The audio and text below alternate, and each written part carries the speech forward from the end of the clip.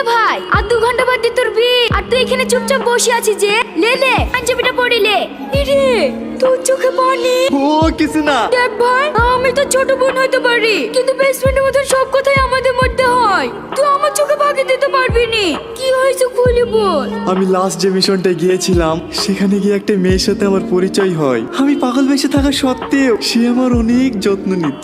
জানিস শ্রাবণী, তার সাথে কাটানো সোনালী মুহূর্তগুলো সব সময় আমার মনে পড়ে। ওখান থেকে আসার পরে আমি যেন নিজেকে হারিয়ে ফেলেছি। এইরকম কেন হচ্ছে বলতে পারিস বোন? বুঝতে পেরেছি, তুমি এটাকে অনেক ভালোবেসে ফেলেছি। চল ওঠ। কোথায়? তোর ওই ভালোবাসার মানুষটার কাছে। আরে শ্যামলি, দাঁড়া। রাস্তা ছাড়েন, আমার তাড়া আছে। আরে অত রেগে যাচ্ছিস কেন? শুনছি তোর নাগর নাকি সিবিআই অফিসার, তা তোকে নিয়ে যায়নি? ওই তো শহরের মা, দুদিন ফুর্তি করে পালিয়ে গেছে। আহারে, কষ্ট বুকটা ফেটে গেল রে। কদিন তো নাগরের সাথে খুব ডালাডালি করলি, আর আমাকে একটু সুযোগ দে। ছাড়েন বলছি, তাহলে কি? তোর সময় একই ডায়লগ। আপনারা দয়া করে আমার সাথে এরকম করবেন না।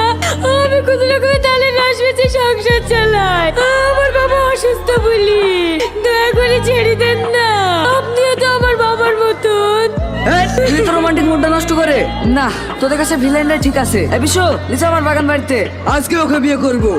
এই জানারে বাচ্চারা, ছাড় আমাকে, ছাড়। বাঁচাও, বাঁচাও, আমাকে বাঁচাও।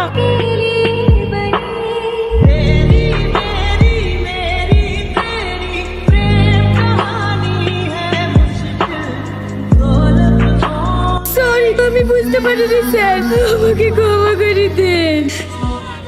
আজ আমার বিয়ে। এই কথাটা বলতে এত দূর এসছো, খুব ভালো। জীবনে অনেক সুখী হও। কই একবার তো জিজ্ঞেস করলে না আজ আমার বিয়ে, আর আমি এখানে কি করছি? তুমি জানো তুমি কি করতে এসছো? আমি শুধু এইটুকু শুনতে এসেছি, তুমি আমাকে ভালোবাসো কি না। আমার মতো গরিবের ভালোবাসায় আপনার কি যায় আসে? অনেক কিছুই যায় আসি, তাই তো বিয়ার আসর থেকে ছুটে এসেছি।